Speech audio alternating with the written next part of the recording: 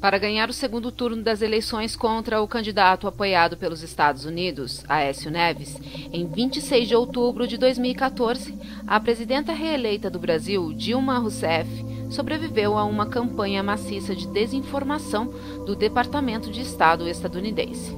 Não obstante, já está claro que Washington abriu uma nova ofensiva contra um dos líderes do BRICS, o grupo não alinhado de economias emergentes: Brasil, Rússia, Índia, China e África do Sul. Com a campanha de guerra financeira total dos Estados Unidos para enfraquecer a Rússia de Putin e uma série de desestabilizações visando a China, inclusive, mais recentemente, a Revolução dos Guarda-Chuvas, financiada pelos Estados Unidos em Hong Kong. Livrar-se da presidente do Brasil socialmente propensa é uma prioridade máxima para deter o polo emergente que se opõe ao bloco da nova ordem mundial de Washington. A razão por que Washington quer se livrar de Rousseff é clara. Como presidente, ela é uma das 5 cabeças do BRICS, que assinaram a formação do Banco de Desenvolvimento do BRICS, com capital inicial autorizado de 100 bilhões de dólares e um fundo de reservas de outros 100 bilhões de dólares. Ela também apoia uma nova moeda de reserva internacional para completar e eventualmente substituir o dólar.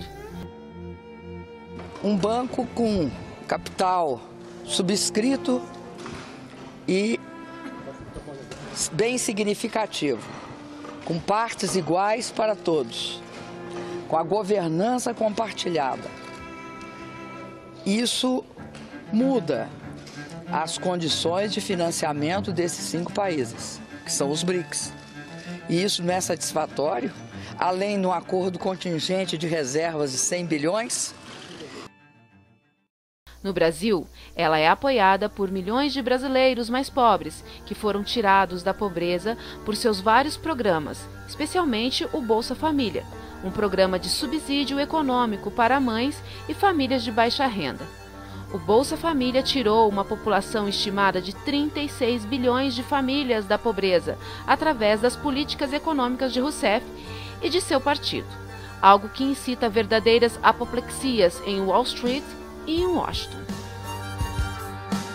Apoiado pelos Estados Unidos, seu rival na campanha, Aécio Neves, do Partido da Social Democracia Brasileira, PSDB, serve aos interesses dos magnatas e de seus aliados de Washington.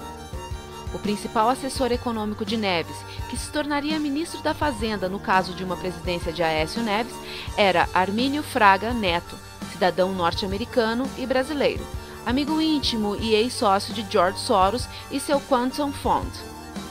O principal conselheiro de Neves, e provavelmente seu ministro das Relações Exteriores, tivesse ele ganhado as eleições, era Rubens Antônio Barbosa, ex-embaixador em Washington e hoje diretor da ASG em São Paulo.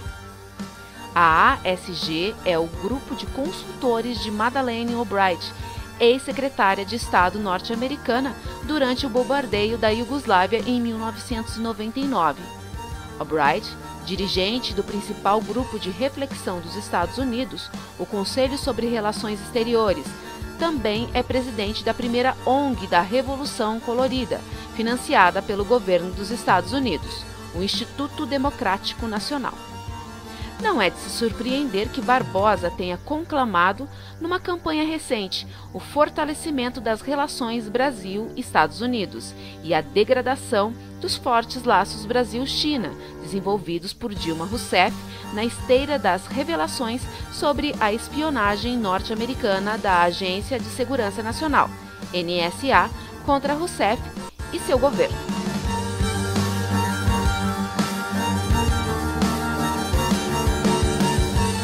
Durante a áspera campanha eleitoral entre Dilma Rousseff e Aécio Neves, a oposição começou a espalhar rumores de que Dilma, que até então jamais fora ligada à corrupção tão comum na política brasileira, estaria implicada num escândalo envolvendo a gigante estatal do petróleo, a Petrobras. Em setembro, um ex-diretor da Petrobras alegou que membros do governo de Rousseff tinham recebido comissões em contratos assinados com a gigante do petróleo. Comissões essas que depois teriam sido empregadas para comprar apoio congressional. A Apenas alguns dias depois da vitória arduamente conquistada por Dilma Rousseff, a maior firma de auditoria financeira dos Estados Unidos, a PricewaterhouseCoopers, se recusou a assinar os demonstrativos financeiros do terceiro trimestre da Petrobras. A PwC exigiu uma investigação mais ampla do escândalo envolvendo a companhia petrolífera dirigida pelo Estado. A PricewaterhouseCoopers é uma das firmas de auditoria, consultoria tributária e societária e de negócios mais eivadas de escândalos nos Estados Unidos. Ela foi implicada em 14 anos de encobrimento de uma fraude no grupo de seguros, o qual estava no coração da crise financeira norte-americana de 2008. E a Câmara dos Lordes britânica criticou a PwC por não chamar atenção para os riscos do modelo de negócios adotado pelo banco Northern Rock, causador de um desastre de grandes proporções na crise imobiliária de 2008 na Grã-Bretanha, cliente que teve que ser resgatado pelo governo do Reino Unido.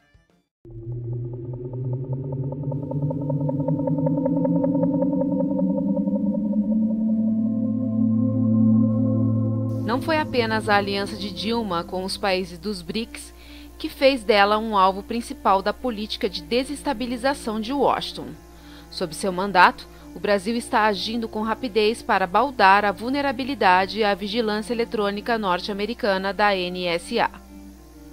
Dias após a sua reeleição, a companhia estatal Telebrás anunciou planos para a construção de um cabo submarino de telecomunicações por fibra ótica com Portugal através do Atlântico. O planejado cabo da Telebrás se estenderá por 5.600 quilômetros da cidade brasileira de Fortaleza até Portugal. Ele representa uma ruptura maior no âmbito das comunicações transatlânticas sob domínio da tecnologia norte-americana.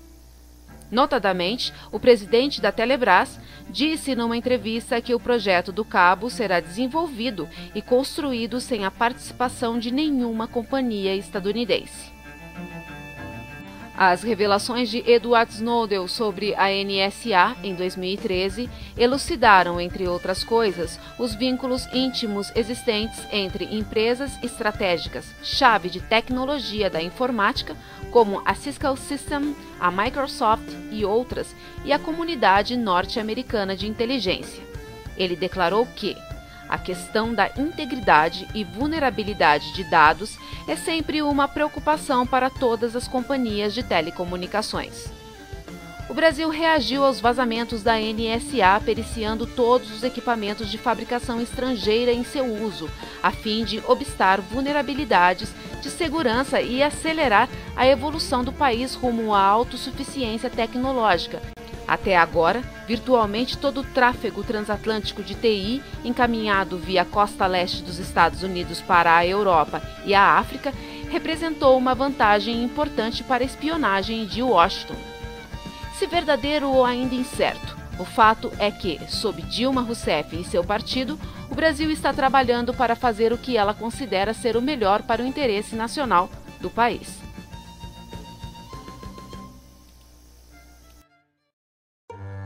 O Brasil também está se livrando do domínio anglo-americano sobre sua exploração de petróleo e de gás. No final de 2007, a Petrobras descobriu o que considerou ser uma nova e enorme bacia de petróleo de alta qualidade na plataforma continental no mar territorial brasileiro da Bacia de Santos. Desde então, a Petrobras perfurou 11 poços de petróleo nessa bacia, todos bem-sucedidos. Somente em Tupi e em Iara, a Petrobras estima que haja entre 8 a 12 bilhões de barris de óleo recuperável, o que pode quase dobrar as reservas brasileiras atuais de petróleo. No total, a plataforma continental do Brasil pode conter mais de 100 bilhões de barris de petróleo, transformando o país numa potência de petróleo e gás de primeira grandeza, algo que a Exxon e a Chevron, as gigantes do petróleo norte-americano, se esforçaram arduamente para controlar. Em 2009, segundo carbogramas diplomáticos norte-americanos vazados e publicados pela Wikileaks, a Exxon e a Chevron foram assinaladas pelo consulado estadunidense no Rio de Janeiro por estarem tentando, em vão, alterar a lei proposta pelo mentor e predecessor de Rousseff em seu Partido dos Trabalhadores, o presidente Luiz Inácio Lula da Silva, ou Lula, como ele é chamado. Foi revelado pela Wikileaks que José Serra, o então candidato do PSDB que competia contra Dilma pela presidência, prometera confidencialmente à Chevron que, se eleito, afastaria a Petrobras do pré-sal para dar espaço às petroleiras estadunidenses.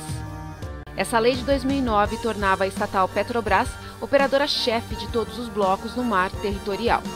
Washington e as gigantes estadunidenses do petróleo ficaram furiosos ao perderem controle-chave sobre a descoberta da potencialmente maior jazida individual de petróleo em décadas. Para tornar as coisas piores aos olhos de Washington, Lula não apenas afastou a ExxonMobil e a Chevron de suas posições de controle em favor da estatal Petrobras, como também abriu a exploração do petróleo brasileiro aos chineses, como parte de uma aliança estratégica entre a China e o Brasil, precursora da atual organização do BRICS. Em 2012, uma perfuração conjunta fez uma descoberta de importância maior em Pão de Açúcar. Esta última, uma das 10 maiores descobertas do mundo em 2011. As maiores empresas do petróleo estadunidense e britânicas absolutamente sequer estavam presentes. Com o aprofundamento das relações entre o governo de Rousseff e a China, bem como com a Rússia e com os outros parceiros do BRICS, em maio de 2013, o vice-presidente dos Estados Unidos, Joe Biden, veio ao Brasil com sua agenda focada no desenvolvimento de gás e petróleo. Ele se encontrou com a presidenta Dilma Rousseff. Embora pouca coisa tenha sido dita publicamente, Rousseff se recusou a reverter a lei do petróleo de 2009 de maneira a adequá-la aos interesses de Washington. Dias depois da visita do vice-presidente estadunidense, surgiram as revelações de Snowden sobre a NSA, de que os Estados Unidos também estavam espionando Rousseff e os funcionários de alto escalão da Petrobras. Ela ficou furiosa e, naquele mês de setembro, denunciou a administração Obama diante da Assembleia Geral da ONU por violação da lei internacional. Em protesto, ela cancelou uma visita programada a Washington. Depois disso, as relações Estados Unidos-Brasil sofreram grave resfriamento. Antes da visita do vice-presidente norte-americano, em maio de 2013, Dilma Rousseff tinha uma taxa de popularidade de 70%. Menos de 2 semanas depois da visita de Biden ao Brasil, protestos em escala nacional, convocados por um grupo bem organizado, chamado Movimento Passe Livre, relativos a um aumento nominal de 10% nas passagens de ônibus, levaram o país virtualmente a uma paralisação. Os protestos ostentavam a marca de uma típica revolução colorida ou desestabilização via rede social.